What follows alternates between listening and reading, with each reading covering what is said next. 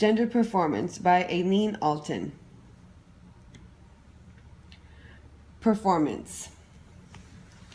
Performance is the act of performing a particular action or deed, or the manner in which or the efficiency with which something reacts or fulfills its intended purpose. Females are expected to be caregivers, motherly, good cooks, cleaners, and still able to look good in a bathing suit. Males must be into sports, show less emotion than women, and be the provider.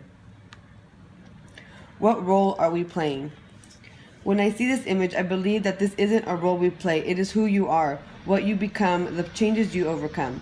The next few slides will show the difficulties some men and women in our society have to go through because they are expected to act a certain way or to perform. What are we dressing up for? Almost every way in which you communicate your gender to others around you is a culturally determined performance of gender rather than a biological expression. In this picture, I see a boy, a girl, both. Does it matter?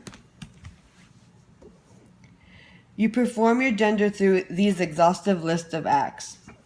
Your clothes, shoes, accessories, hairstyle, selective shaving, trimming of facial hair and body hair, your body language, how you walk or gestures, your chosen title of address, for example, Mr., Miss, Mrs., and so on, your role in big events, celebrations, or ceremonies like homecoming queen, best man, baby shower attendee, a million little socialized behaviors like letting someone through the door because of their gender, a million big socialized behaviors, everything from being physical or physical caregiving work on a daily basis. Performance doesn't explain why certain behaviors and ways of being come to me more naturally than others. Gender doesn't feel like drag when you're a young trans child begging parents not to cut your hair or not to force you to wear a dress. Because I'm transsexual, I am sometimes accused of impersonation or deception when I'm simply being myself. These are quotes from the Jezebel article, Gender is Not Performance. I chose this picture of our textbook because it's a great picture that shows, a boy and a girl. Ways in which we don't perform our gender. It's actually far easier to list how gender is expressed in biological ways. Our natural speaking voice usually gives a clue to our genders due to biological differences in pitch. Women are more likely to have breasts, men are more likely to have penises. If someone's pregnant or having a period, then chances are they are a woman. If someone has a full beard, chances are they are a man.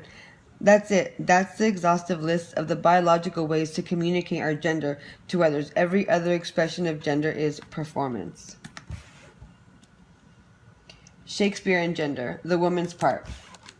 The stages of the earlier 17th century commercial theaters were all male. The actresses have long claimed their right to Olympian roles like Hamlet. In the picture depicted in my slide, Sarah Bernhardt's performance of Hamlet in 1899. It was law in the Elizabethan era for women not to be actors. The males that played these roles were young teenage boys whose voices had not changed yet, and older women were played by men who shaved for the role. Thank you for listening, and these are my references.